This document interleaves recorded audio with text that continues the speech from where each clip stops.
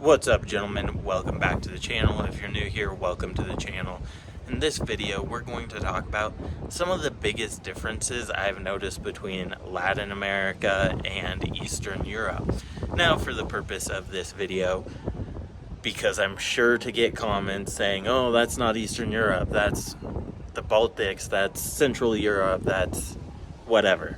Doesn't matter. Pretty much anywhere east of Germany. For the purposes of this video, I'm going to consider Eastern Europe. That's going to include the Baltic states. That's going to include places like Moldova. It's going to include places like Poland, even though I've even mentioned in my own videos that technically a lot of these places really aren't Eastern Europe. But just like Latin America, these places have things in common. And I'm not saying all these places in Latin America or in Eastern Europe are the exact same. But with that in mind, here are some things that I have noticed, and I'm going to start with what is most important to most of you watching this video. So I'm not going to save it to the end to make you wait. So let's start with, you guessed it, the women and dating. So the most important difference, I would say, is going to be that Eastern European women are going to be significantly more ready to settle down, and they're going to be significantly harder to get into bed. They aren't in a rush to hop into bed like many places in South America, Central America, Latin America in general. Now, once again, let me be clear. I'm not saying this is true for every place in Latin America, nor am I saying this is true for every place in Eastern Europe. But in general, women in Eastern Europe are going to be significantly more difficult than women in Latin America. That doesn't mean they are going to be difficult, especially if you have social skills, your looks are in order, and if you are perceived as high value, which we could do a whole video on that. But that leads me into another thing. Simply going to Eastern Europe as a Western man, so for the purpose of this video, I'm thinking United States, Canada, Australia, even places in Western Europe, it's really not going to improve your SMB just by going there, because a lot of these places in Eastern Europe have very developed economies, and so women aren't necessarily looking for a man to take care of them. In fact, a lot of women in these places are taught to be not necessarily independent, but not to rely on a man so that they aren't stuck with a man who doesn't treat them properly. But also, since these economies are improved, they aren't looking to go to America or places in Western Europe or Canada or Australia, really.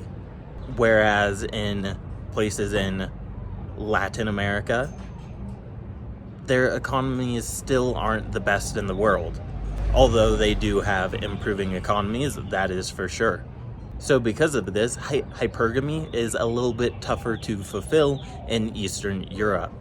I would also say, because of the improved economy and because women's parents in general teach them to be independent in some facets of life, the level of education tends to be a little bit higher. And then obviously, as it relates to the actual appearance of these women, so once again, Eastern Europe, and for the purpose of this video, is a really large area, and so there's going to be a ton of different appearances, from lighter skin to a little bit darker skin, but not like mestiza dark. And in general, I would say they are a lot more fit than most Latin American countries. You're really not going to see all that many overweight people, at least when it comes to the younger age bracket. And that's where I have most experience. So particularly dating. So I'm not sure if this holds true when, they're like 70 years old or what may have you. But the overweight problem is really not an issue in most of Eastern Europe. Now, the same cannot be said for Latin America. They're obviously going to be a little bit more curvy, in my opinion. And in general, they're going to have a little bit darker skin as well. I would also say that the women in Latin America probably a little bit more friendly. than in Eastern Europe. And another thing I will point out is some of these places definitely have more feminist movements occurring, particularly in Latin America. You have it in Mexico, Colombia, Brazil. So that is another thing to be aware of. I'm not saying if that's a bad or a good thing, but it's something you should know. And then that's pretty much going to wrap it up for that portion. Now, the other differences are going to be, so like cost of living. So the cost of living in general in Eastern Europe is going to be more expensive than places in Latin America. Now, obviously, there are a whole range of budgets you can spend anywhere in the world. But like if you're just trying to scrape by, probably going to be better off in Latin America than you would be in Eastern Europe. Now, there's obviously some exceptions, but on the whole, Eastern Europe is going to be a bit more expensive. Now, another thing to know is that the safety in Eastern Europe is going to be, on average, a lot more safe than most places in Latin America.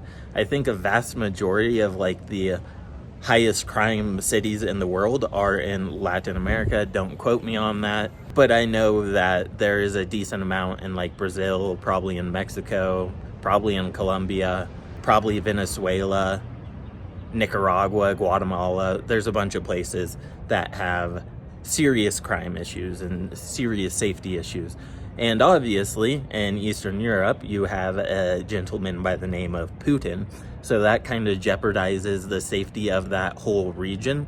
But I'm not sure that would really affect your day-to-day life unless you plan on being in Ukraine, maybe Moldova, and depending on how things shake out in Ukraine, obviously, there could be more effects there. But as of now, Eastern Europe on the whole, way more safe than most places in Latin America. Now, another thing is going to be the weather. And like I said, for the most part, the weather in Eastern Europe is not going to be great. Now, there's obviously certain exceptions to this, especially if you go to like Southeastern Europe, you know, Turkey, Albania, North Macedonia, Greece, if you want to consider that Eastern Europe. Some of these places are going to have better weather than, you know, the Baltics or places north of that, Poland, Ukraine, and so on and so forth. And as I mentioned in a video, maybe I'll link about around here, there are definitely places in Eastern Europe that are really great in like summer and spring, just not so great for winter time. Whereas for the most part, places in Latin America are fairly tolerable all year round. But the caveat to that is there are some places that are just way too hot in the summer, for example. Like a good example that I know of is Paraguay or Paraguay. Even for most people, it's not going to be tolerable in the summer for people because it is an extreme climate. So that really depends on what kind of weather you're looking for, how sensitive to heat, and some other factors. And so it really comes down to personal preference. But for me, Eastern Europe, a lot of the weather is not too great year round. Alright, so that's going to wrap up this video. I'll see you guys in the next video. Let me know if I forgot anything. I'm sure I probably missed something that you guys would like to know when it comes to these two areas. And I'm sure I'm probably going to get comments, because I get these comments on other videos, that people are going to say, you're comparing apples to oranges. Well, guess what? People in Latin America are trying to check out other places because the safety is an issue in Latin America. And so I have to compare Eastern Europe to Latin America to give people context as to what to expect if they choose to go to Eastern Europe. So I have to compare apples to oranges in order to give people the proper context. Alright, so with that little mini rant out of the way, thank you for watching. I truly appreciate it. I'll see you guys in the next video. Like, subscribe, comment, help me out with the algorithm, and as always, peace, much love.